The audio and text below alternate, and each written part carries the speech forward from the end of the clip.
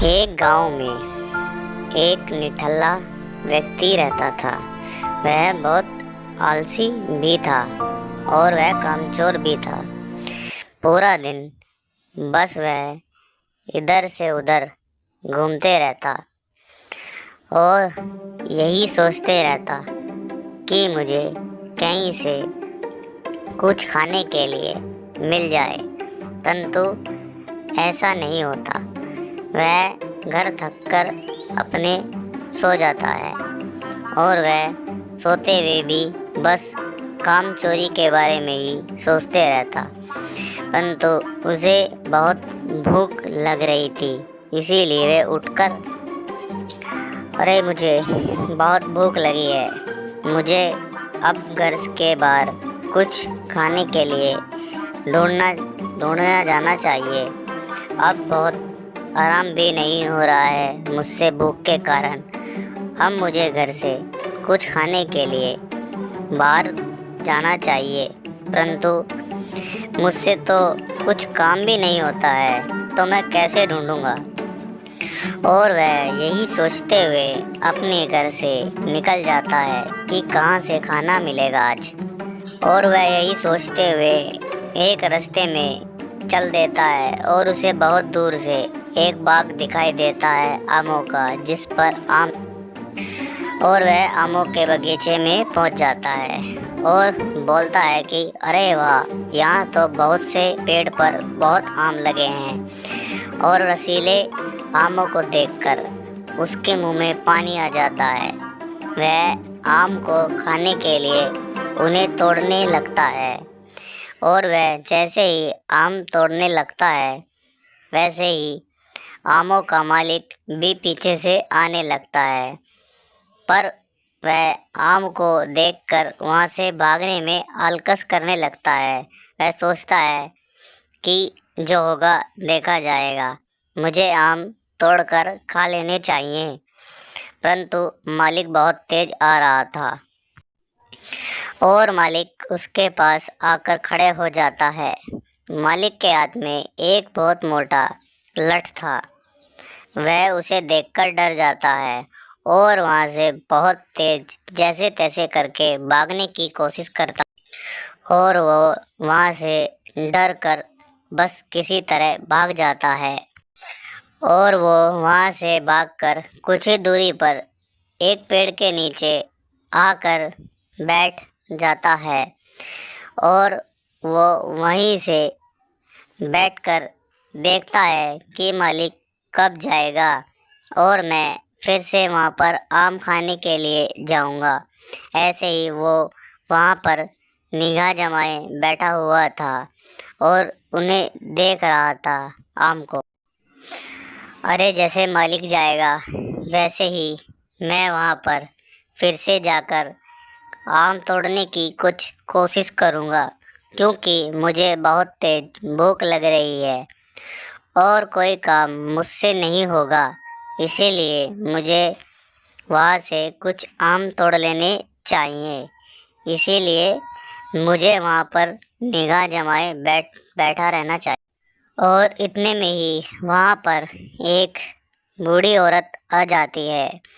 वह इधर उधर देखने लगती है कि कोई माली या मालिक तो नहीं है, परंतु वहाँ पर उसे कोई नहीं दिखता है। वह आम तोड़ने की कोशिश करती है और वह इतने में ही आम तोड़ने लगती है। इतने में ही वहाँ पर बाग का मालिक आ जाता है। वह उस बूढ़ी औरत से पूछता है कि तुम कौन हो और इन आमों को क्यों तोड़ रही हो, और तुम्हें भूख लगी है क्या। वो उससे ये बात पूछता है और बोलता रहता है, परंतु तुम ये गलत कर रही हो। तुम्हें अगर भूख लगी थी तो तुम एक बार मुझसे बोलती, क्योंकि मैं वहीं पीछे पेड़ की छाया में बैठा हुआ था। एक बार मुझसे तुम्हें आम के लिए बोलना चाहिए था। अरे बेटा, मुझे बहुत भूख लगी थी और मैं इधर उधर देखा भी बहुत, परंतु मुझे ना तुम दिखाई दिए ना ही कोई और मैं बहुत लाचार हूँ। मुझे भूख लगी है। मुझे मेरे घर से भी भगा दिया गया है और अब मैं बस ये आम ही मुझे दिखे दिखे इसीलिए मैं यहाँ पर आ गई। बस यही मेरा भूख का सहारा है आम। अगर तुम मुझे 2 आम दे दो तो मेरी भूख मिट जाएगी और मेरा पेट भर जाएगा। तुम मुझे आम दे सकते हो? अरे आप, बस इतनी सी बात, 2 आम ही तो चाहिए। मैं आपको 2 आम दूंगा और आप अपनी भूख मिटा लेना। परंतु आप चोरी से मत आम तोड़ो। मैं आपको पेट भर के आम और खाना भी खिलाऊंगा। बस आप चोरी से किसी काम को मत करना। अरे बेटा, जब भूख लगती है इंसान को तो वो चोरी तो छोड़ो, पता नहीं क्या क्या कर सकता है। बस मुझे बहुत भूख लगी थी, इसीलिए मैंने चुपचाप बाग में आकर आम खाने की कोशिश की है। और इधर खड़े हुए वह आलसी आदमी भी सब कुछ देख रहा था और वह यह बोल रहा था कि भगवान तो सब कुछ देखता है और सबके बारे में सोचता भी है। उस बूढ़ी औरत को बिगर कुछ करे भगवान ने खाने के लिए आम दे दिए गए हैं। अगर भगवान मुझे भी भगवान ऐसे ही खाने के लिए ज़रूर कुछ न कुछ देगा। मुझे भगवान पर पूरा विश्वास है। भगवान सबका ध्यान रखता है। उसके पास सबके लिए खाने के लिए कुछ न कुछ है। और वह यही बात सोचते सोचते अपने घर के लिए निकल जाता है। और वह रास्ते में भी बस यही सोच रहा था, मुझे अब अपने घर जाकर लेटना चाहिए, आराम करना चाहिए। और वह यही बात सोचते हुए अपने घर पर आ जाता है और बस इधर उधर घूमते हुए उसके बाद दिमाग में यही बात चल रही थी कि भगवान तो सबका ध्यान रखता है।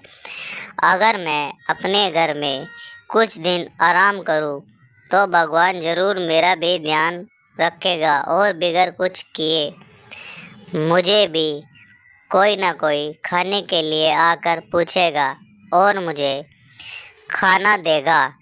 इसीलिए मुझे अब अपने घर में कुछ दिन तक आराम करना चाहिए, ना कि बाहर जाकर खाने के लिए कुछ मेहनत करनी चाहिए। अब मैं अपने घर में ही लेटकर खाने का इंतज़ार करता हूँ। देखता हूँ भगवान ने मेरे लिए क्या खाने के लिए रखा है और क्या सोचा है। परंतु ऐसा नहीं होता है। कुछ टाइम ऐसे ही निकल जाता है पर कोई खाने के लिए नहीं आता है। वह भूख से तिल मिलाकर उठकर बाहर चल देता है और वह रास्ते में बैठा हुआ था, यही सोच रहा था कि भगवान तो बस भेदभाव करता है। वह मेरे लिए कुछ नहीं खाने के लिए सोचा है।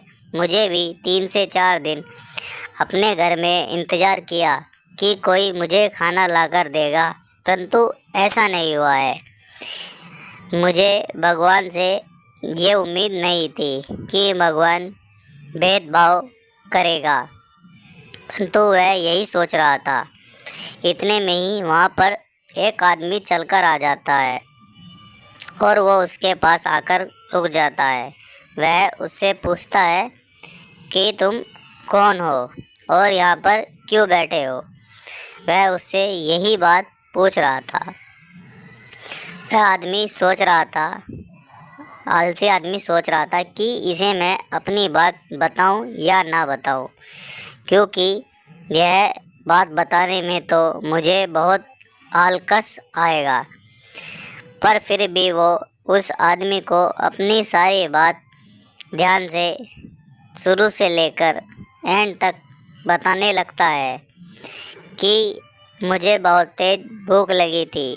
मैं एक बाग में गया था, वहाँ पर माली ने मुझे भगा दिया और मैंने देखा वहाँ पर एक बूढ़ी औरत आई उस माली ने उसे 2 आम खाने के लिए दिए। तो मैंने सोचा भगवान सबके लिए कुछ न कुछ खाने के लिए रखता है और सबका ध्यान भी रखता है। इसीलिए मैं अपने घर आकर 2 से 3 दिन आराम के लिए लेट गया, परंतु मेरे लेटने पर ऐसा नहीं हुआ। वहाँ पर मुझे कोई खाना देने वाला भी नहीं आया। तो भगवान ने भेदभाव किया, उस बूढ़ी औरत को खाने के लिए बिगर कोई परिश्रम करे दिया, तो मुझे क्यों नहीं दिया। मैं बस यही बैठकर यहाँ सोच रहा था कि भगवान तो भेदभाव करता है, इसीलिए मुझे भगवान पर गुस्सा है। अरे ऐसा नहीं है, भगवान पर तुम्हारे लिए भी सब प्रबंध है, परंतु वो तुम्हें वो बूढ़ी औरत की तरह नहीं बनाना चाहता है। वो तुम्हें बाग के माली की तरह बनाना चाहता है, जिससे तुम्हारे अंदर की जो योग्यता है उसे बाहर निकालना चाहता है, जिससे तुम दुनिया की मदद करो। हमें इस कहानी से यही शिक्षा मिलती है कि हमें इतना योग्य और अपनी क्षमता को बढ़ाना चाहिए कि हम दुनिया की मदद करें और ना कि आलसी बने। हम सबके अंदर योग्यता का भंडार है, परंतु हम अपनी अज्ञानता के कारण उसे नहीं पहचान पाते हैं।